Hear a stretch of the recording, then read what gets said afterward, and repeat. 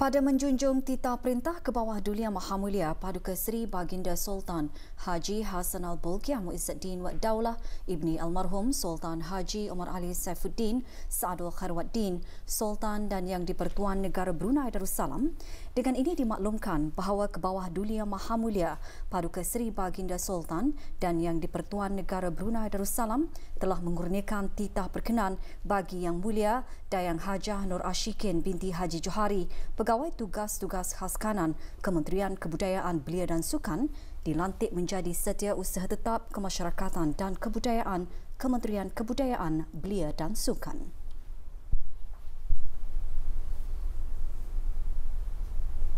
Tarikh pelantikan pegawai tersebut berkuat kuasa mulai hari Isnin 17 hari bulan Safar 1442 bersamaan 5 hari bulan Oktober 2020.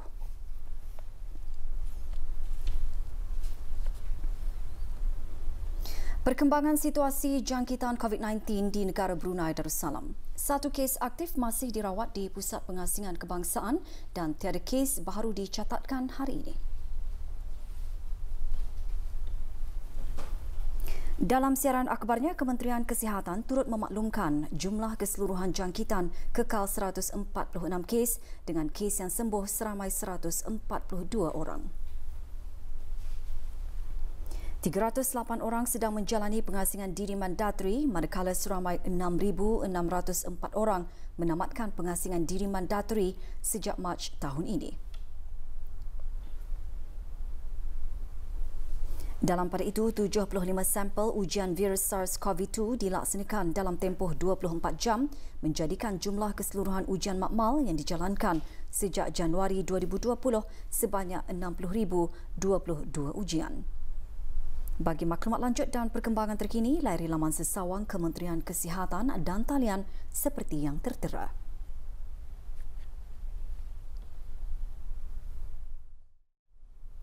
Pada menjunjung titah perkenan ke bawah Dulia Mahamulia Paduka Seri Baginda Sultan Haji Hassan Al-Bolkiah Muizzuddin Wad Daulah Ibni Almarhum Sultan Haji Omar Ali Saifuddin Saadul Khairwaddin Sultan dan Yang di-Pertuan Negara Brunei Darussalam dan merujuk kepada kenyataan media yang dikeluarkan pada 30 September 2020, sukacita Jabatan Perdana Menteri memaklumkan beberapa pengemaskinian seperti berikut.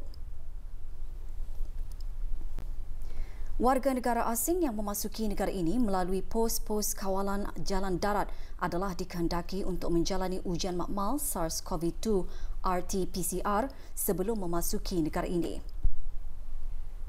Salinan keputusan ujian tersebut hendaklah dihadapkan kepada pihak Jabatan Imigresen dan Pendaftaran Kebangsaan di pos kawalan masuk. Keputusan ujian yang negatif boleh digunakan dalam tempoh 14 hari daripada tarikh ujian dijalani. Syarat ini adalah dikenakan bagi kemasukan warga negara asing untuk tujuan transit, komuter dan kenderaan-kenderaan komersial, transport operators sahaja, iaitu bagi setiap pemandu dan penumpang.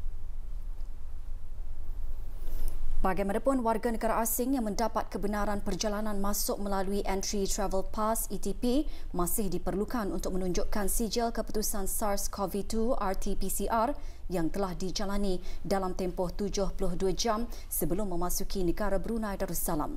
Pihak Kementerian Kesihatan juga akan menjalankan ujian saringan SARS-CoV-2 di kalangan pemandu serta penumpang kenderaan-kenderaan komersial, transport operators dari luar negara yang memasuki negara ini melalui pos-pos kawalan darat secara rambang. Perjalanan masuk bagi kenderaan-kenderaan komersial dari luar negara yang dijamin oleh Kementerian Sumber-Sumber Utama dan Pelancongan melalui pos-pos kawalan darat adalah dihadkan kepada 3 kali sahaja, iaitu setiap hari Selasa, Khamis dan Sabtu. Pengemaskinan syarat yang telah dinyatakan adalah sah bagi perjalanan masuk mulai hari Isnin 5 Oktober 2020. Komitmen warga emas yang tidak pernah kendur-kendur untuk terus berbakti, menyumbang dan berkhidmat untuk masyarakat tanpa mengira masa atau kepentingan diri sendiri adalah sangat-sangat dihargai oleh setiap lapisan masyarakat. Dedikasi warga emas menunjukkan umur bukanlah penghalang bagi mereka untuk bergiat aktif, memberikan sumbangan dan turun padang bagi menabur bakti kepada masyarakat dan negara. Perkara tersebut dijelaskan oleh Yang Berhormat Major Jeneral Bersara Dato' Paduka Seri Haji Aminuddin Ehsan bin Pihin Orang Kaya Saiful Muluk Dato' Seri Paduka Haji Abidin, Menteri Kebudayaan Belia dan Sukan, pagi tadi semasa Majlis Pembudidayaan Masyarakat sempena Hari Antarabangsa Warga Emas Anjuran Pertubuhan Warga Emas. Itu sangat wajar bagi habis kita untuk dinamakan Warga Emas Brunei yang bersifat pemudilian selaras dengan hasrat pelan tindakan warga emas. Teruskanlah perjuangan agar mencapai yang terbaik bagi habis kita dan masyarakat secara keseluruhannya. Karena ini marilah kita berganding bahu agar terus bergiat aktif demi membawakan manfaat dan kesan yang positif bagi seluruh rakyat dan penduduk negara Brunei Darussalam.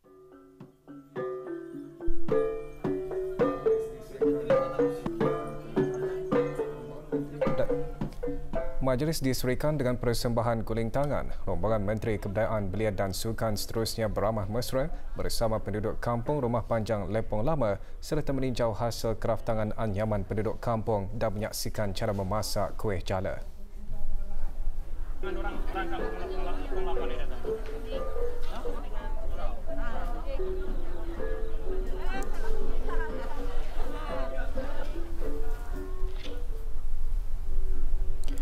Juga diadakan penyampaian sumbangan bantuan berupa barang keperluan harian kepada warga emas Kampung Lepong Lama yang diserahkan oleh Menteri Kebudayaan Belia dan Sukan. Sumbangan datangnya daripada Jabatan Pembangunan Masyarakat, Komuniti Misi Kemanusiaan KMK dan Tabung Warga Emas. Juga menerima bantuan Awang Muhammad Azwan Mazlan bin Abdullah, wakil penduduk Kampung Lepong Lama daripada Pengiran Haji Muhammad Saleh bin Pengiran Haji Kamaluddin yang di-Pertua Pertubuhan Warga Emas Brunei. Hadir bersama Awang Haji Imran bin Haji Sabtu, Ahli Majlis Mesyuarat Negara selaku penghulu Mukim Bokok, Kolonel Bersara Pengiran Haji Maidin bin Pengiran Haji Said, Timbalan Setiausaha Tetap Kebeliaan dan Kesukanan, Kementerian Kebudayaan Belia dan Sukan dan Pengiran Muhammad Amir Mubarak bin Pengiran Haji Hashim, Pemangku Pegawai Daerah Temburong.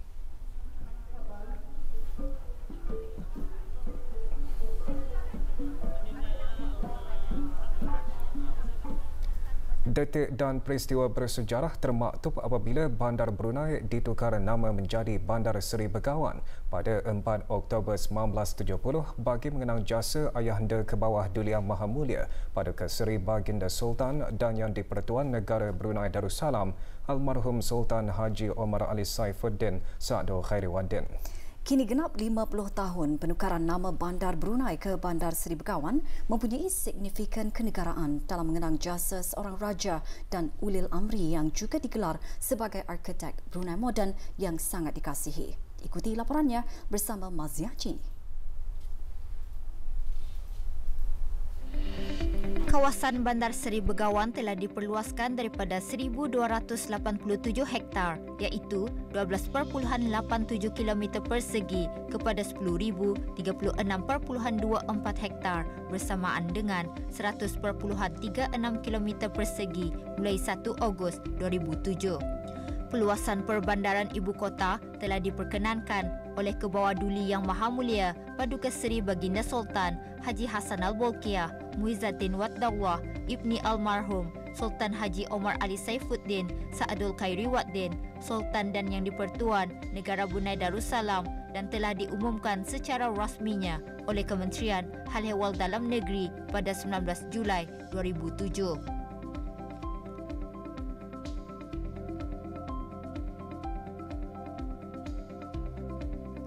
Sepanjang tempoh usianya, Bandar Seri Begawan telah melalui kemajuan serta perkembangan yang pesat dari segi pembangunan dan infrastruktur dengan kemudahan serta prasarana awam.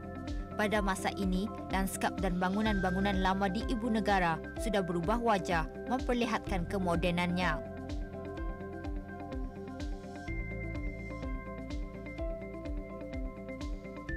Salah satu sejarah pembangunan infrastruktur terlakar di Bandar Seri Begawan ialah jambatan yang menghubungkan antara Sungai Kebun dan Jalan Residensi yang kini dikenali sebagai Jambatan Raja Isteri Pangeran Anak Hajah Saleha.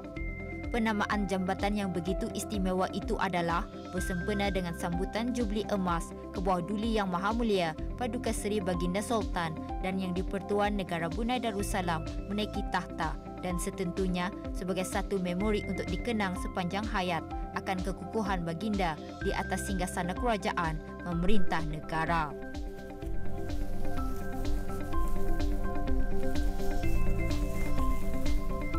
Taman Riadah juga disediakan untuk dinikmati oleh rakyat serta penduduk dalam suasana bernegara dan beribu kota yang selesa, aman, tenteram serta diredai Allah SWT. Taman Mahkota Jubli Emas yang telah dirasmikan pada 22 Oktober 2017 merupakan kesinambungan perancangan Bandar Seri Begawan bagi meningkatkan identiti ibu negara sebagai bandar dalam taman dan ikonik di samping mempamerkan warisan dan kebudayaan yang sehat di negara ini. Perkembangan infrastruktur di Bandar Seri Begawan sebagai mercu tanda negara membuktikan bahawa negara Brunei Darussalam semakin membangun.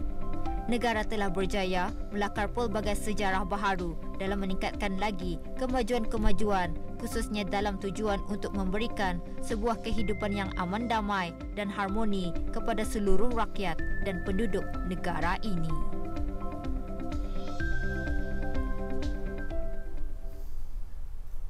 Lawatan Muhibah ke Rumah Panjang Apak-Apak dimanfaatkan dengan penyampaian dakwah dan bimbingan secara informal kepada saudara-saudara baru. Ikuti bahan berita mengenainya selepas ini.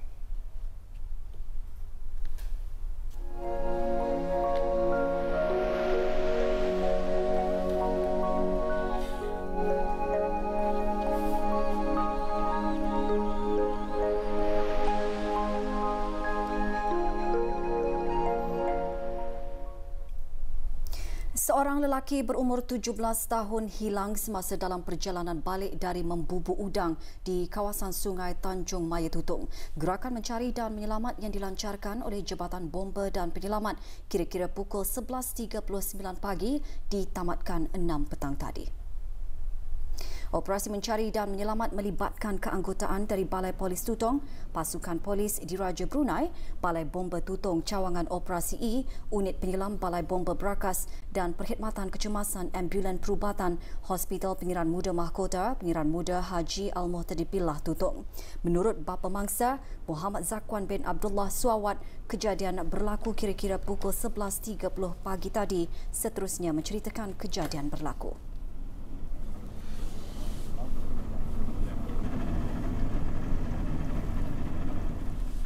Kami itu jalan memasang bubuk dalam 4 biji lah.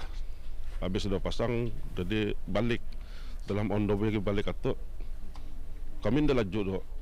Dalam kali orang dalam separuh lah yang speed populasi tadi. Tiba-tiba perahu tu menempiar, jadi aku tu mesti supaya dia melanggar ke sebarang. Aku bawa balik kan, dia tetapnya membawa itu kami tergugur atau ya memang pada mula-mula tu tadi. Aku sempat lagi menenang dok, menyelamatkan dia. Cuma waktu aku membawa menenang itu mau berjalan makin barat, macam barat loh, menarik ke bawah kan. Jadi aku berpusing, ia berpegang di belakang kok. Perahu itu kan terbalik pulang tadi. Jadi aku yang di sebelah yang basar ini pulang terbalik, dapat pulang dinaikkannya. Cuma ya tangannya tadi waktu ya terakhir aku melihat dia tu tadi dia dok, dia macam perlahan terturun ke bawah lah. Berada di tempat kejadian Yang Berhormat Awang Haji Abdul Wahab bin Apong, Ahli Majlis Mesyuarat Negara.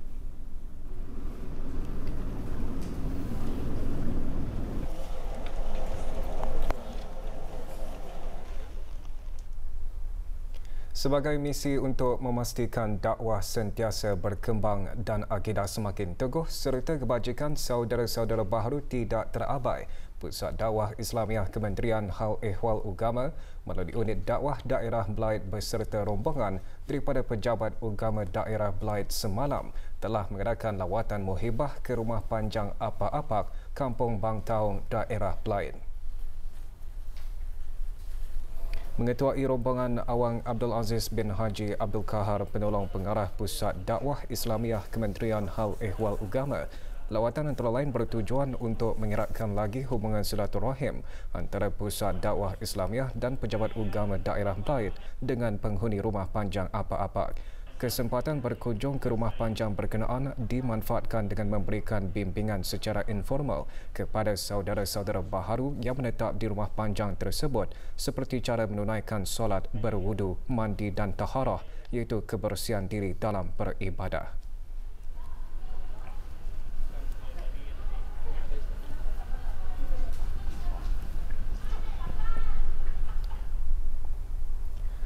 Meneliti dan mengesahkan minit mesyuarat agung pertama Rabitah Antarabangsa Alumni Al-Azhar Brunei Darussalam. Antara agenda yang dibincang pagi tadi semasa mesyuarat agung kedua Rabitah Antarabangsa Alumni Al-Azhar Brunei Darussalam WAAG Brunei Darussalam. Pangeran Haji Haslin bin Pangeran Haji Ali Pemangku Penolong Pengarah Hal Ehwal Masjid Kementerian Hal Ehwal Agama yang juga pengerusi jawatankuasa kerja Majlis Mesyuarat Agung kedua WAAG Brunei Darussalam dalam ucapannya menjelaskan tujuan Rabitah diwujudkan adalah untuk menyatupadukan bekas penuntut Brunei di Universiti Al-Azhar dalam sama-sama menyumbang dan menabur bakti ke arah membangun ummah dan negara. Mesyuarat dipengerusikan Datuk Seri Setia Haji Abdul Aziz bin Orang Kaya Maharaja Laila Haji Yusof, Rais Jawatankuasa Eksekutif WAAG Brunei Darussalam.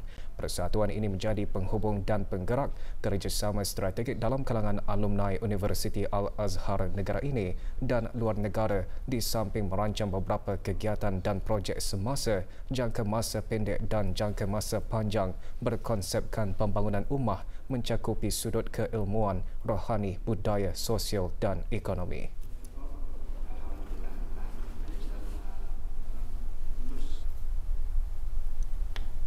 Masjid Hasan Al-Bolkiah Kampung Mentiri kini sudah berusia 3 tahun dan sempena pembinaan masjid berkenaan semalam diadakan Majlis Khatam Al-Quran. Pembinaan masjid dibuat atas titah Perintah ke bawah Duli Yang Maha Mulia Paduka Seri Baginda Sultan dan Yang di-Pertuan Negara Brunei Darussalam bagi menggantikan Masjid Rancangan Perumahan Negara Kampung Mentiri yang musnah dalam kebakaran pada 5 April 2017. Majlis antara lain bertujuan untuk merafakkan tanda kesyukuran jemaah khasnya penduduk kampung dan sekitarnya kerana memiliki sebuah masjid yang moden dan selesa untuk menunaikan ibadah di samping mengadakan aktiviti-aktiviti keagamaan dalam mengimarahkan masjid. Antara yang hadir, Awang Haji Abdul Aziz bin Haji Muhammad Yassin, Pegawai Hal Ehwal Masjid Daerah Brunei dan Muara.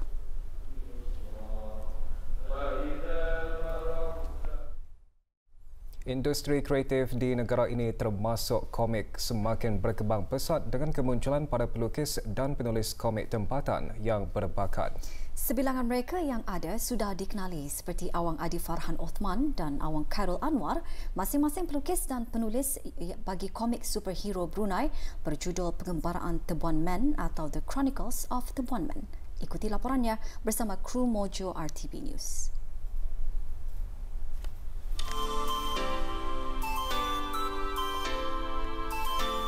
Komik Pengembaraan Tebuan Man tidak perlu diperkenalkan lagi. Ia dicipta oleh Awang Adi Farhan bin Osman yang berminat dalam komik, khususnya melukis karakter superhero sejak kecil lagi. Komik tersebut menjadi kejayaan sulungnya sejak menceburi bidang lukisan karakter superhero. The mascot of the champion 1999 football team.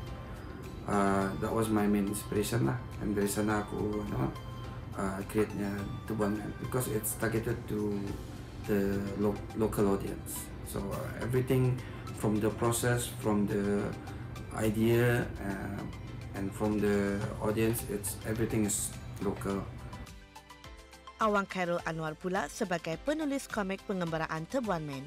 Sebagai penulis, beliau mengadunkan unsur-unsur sejarah Brunei dalam komik tersebut. I love the ancient Brunei punya stories itu macam Awang Semaun, there's the Sulu invasion, all the things itulah. Like I'm really a huge fan of Brunei history. So yang aku beritahu si Adilah macam what if I wrote this my way, and he was very supportive. Some of them is for kanak-kanak, but for us, kami membuat komik ini untuk kami. Bagi menerbitkan komik bukannya mudah. Ia memerlukan kerjasama padu daripada penulis, pelukis dan pencetak. We tend to be very excited with ideas, macam semua kan dimasukkan, and I think issue 1 reflected macam semua, banyaklah, like a lot of things happening at the same time. One of the ways I overcame that is to really take my time, and the pages satu macam bertambah tu. We had a lot of help in terms of publishing. We had a lot of help from Dewan Bahasa Perpustakaan. Dari segi proses komik tu, luckily si Kai ada experience sikit lah dalam publication. Dengan penerbitan komik pengembaraan Tebuan Men ini, akan lebih ramai lagi anak-anak muda tempatan untuk menghasilkan komik-komik berkualiti.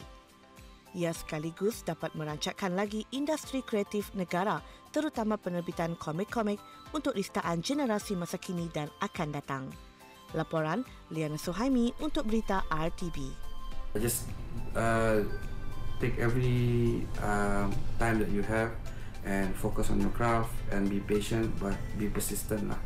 InsyaAllah sampai tu. You cannot make everybody happy, but it is much better for you to say something on paper.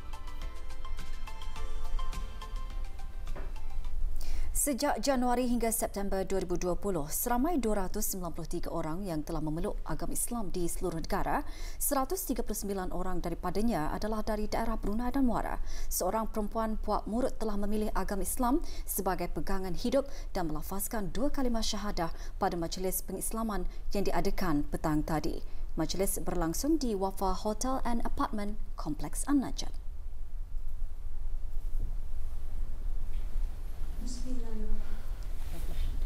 Asyhadu an la ilaha illallah wa asyhadu anna Muhammadar Rasulullah. Christina Flora Singa, 24 tahun, memilih nama Islamnya Nur Syafiqah Fiona Singa binti Abdullah. Majlis pengislaman dikendalikan oleh pegawai-pegawai dari Bahagian Pengembangan Dakwah Pengislaman Pusat Dakwah Islamiah Kementerian Hal Ehwal Agama.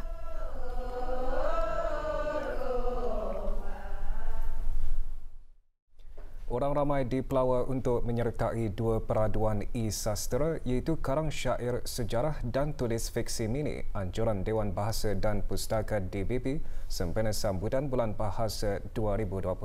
Peraduan dihasrat dapat memertabakkan dan memperkasa bahasa Melayu sebagai bahasa rasmi negara di samping meluaskan jaringan komunikasi antara DBP dengan masyarakat, khususnya melahirkan bakat-bakat baharu penulis muda DBP.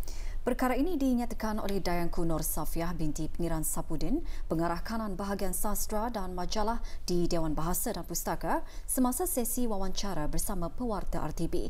Tambahnya, peraduan e-sastra merupakan salah satu kaedah alternatif dan sumber interaktif kepada penggemar serta penggiat sastra untuk mengikuti perkembangan sastra tanah air seiring dengan arus perdana perkembangan revolusi industri 4.0. Syair sejarah merupakan peraduan menulis syair sejarah yang mengambil tema dengan sempena pembinaan Jambatan Sultan Omar Ali Saifuddin. Peraduan ini dihasratkan dapat melahirkan syair-syair sejarah yang khusus kepada kepentingan Jambatan Sultan Haji Omar Ali Saifuddin ini dalam konteks sejarahnya, politik, pembangunan pendidikan dan peranan yang tersendirilah. Jadi sejarah yang dicipta melalui syair-syair ini akan menjadi dokumen utamalah yang orang sesuai yang akan dijadikan rakaman peristiwa sejarah dan akan diterbitkan dalam majalah Bahana. Manakala kalau tulis fiksi mini ini, ia merupakan peraduan menghasilkan fiksi mini. Ia satu bentuk penulisan yang sudah lama wujud tapi kurang diketengahkan. Jadi fiksi mini ini apa? Fiksi mini ialah karya fiksi yang sangat ringkas dan pendek berbanding cerpen. Jadinya karya fiksi ini ia semacam cerpen tapi ia lengkap sebagai sebuah cerita yang merangkumi naratifnya, plotnya, watak, latar, dialog dan bukan dialog. Itu terpulanglah kepada kreativiti penulis satu. Tapi jumlah perkataannya melingkungi antara 1000 hingga 1500 patah perkataan. Jelas Dayangku Nur Safiah, karang syair sejarah dan tulis fiksi mini mula diberitakan melalui media sosial pada 26 September lalu hingga 26 Oktober ini. Kedua-dua peraduan ini penyertanya hendaklah kan dengan maklumat peribadi iaitu nama, nombor kad pengenalan, nombor telefon, alamat email dan alamat persuratan. Jadi penyertanan ini hendaklah diantar ke alamat email iaitu editor.bahana@dbp.gov.pn. Dengan adanya penganjuran kedua-dua peraduan ini, Dewan Bahasa dan Pustaka menggunakan medium sastra ni bagi mengangkat dan memartabatkan nilai seni penulisan sastra dan menjadi salah satu strategi utama untuk membentuk pemikiran masyarakat. Bagi maklumat lanjut, orang ramai boleh melari laman sesawang Dewan Bahasa dan Pustaka di www.dbp.gov.pn dan Instagram DBP Brunei.